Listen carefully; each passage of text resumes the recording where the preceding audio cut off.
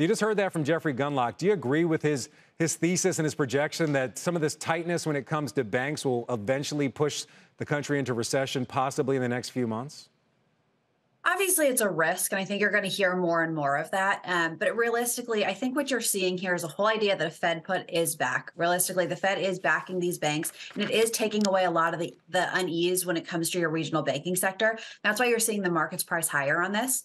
So realistically, is lending going to pull back? It very well could, and is going to likely affect the bottom lines of these regional banks. And I think that's where you'll probably see a lot more mergers and acquisitions in the regional banking space, as they do need to consolidate costs. But I think longer term, I don't think this necessarily leads to a recession. The reason being is this becomes more and more likely that the Fed is likely at the end of their rate hike cycle, because if they continue to raise interest rates and make treasuries more and more attractive, people are going to continue to pull money out of banks and park them in treasuries like they're doing.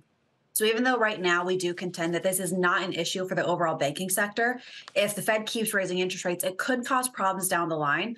But on top of that, you're seeing inflation coming down. So it's multiple reasons for the Fed to stop hiking, which ultimately I think is going to be a good thing for the economy down the line. So you believe that inflation is definitely coming down. We're obviously going to get a fresh read coming up this week with the PCE.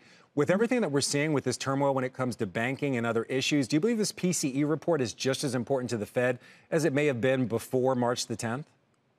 It's still going to be important. I mean, inflation hasn't gone away. It's not something they're going to start ignoring anytime soon. So that's definitely going to be a closely watched number.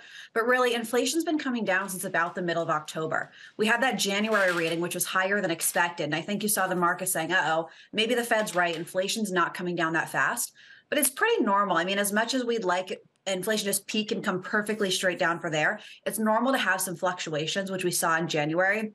But then again, it's continued to come down afterwards. So we are hopeful that we'll continue to see that data. The Fed is definitely going to be watching that, and we need to see that continue to come down. But in a lot of the readings we're seeing, we're hopeful that that's going to continue. All right, Courtney, you're pretty bullish on equities right now. You believe the S&P hit its bottom back in October at about 35.85.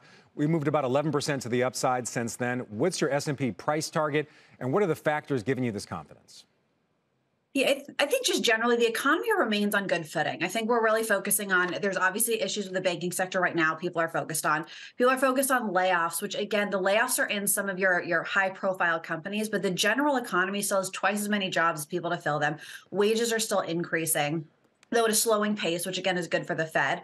And just generally speaking, you're not seeing the kind of red flags I think you would see as you lead into a recession. So I think what you want to focus on here, however, is you want to make sure that you are concentrated towards different sectors of the market that have been performing over the last decade, specifically all of your big tech firms, which people have continued to rush to again with this banking sector. They're rushing to your big tech firms for safety, but those valuations are still extremely high.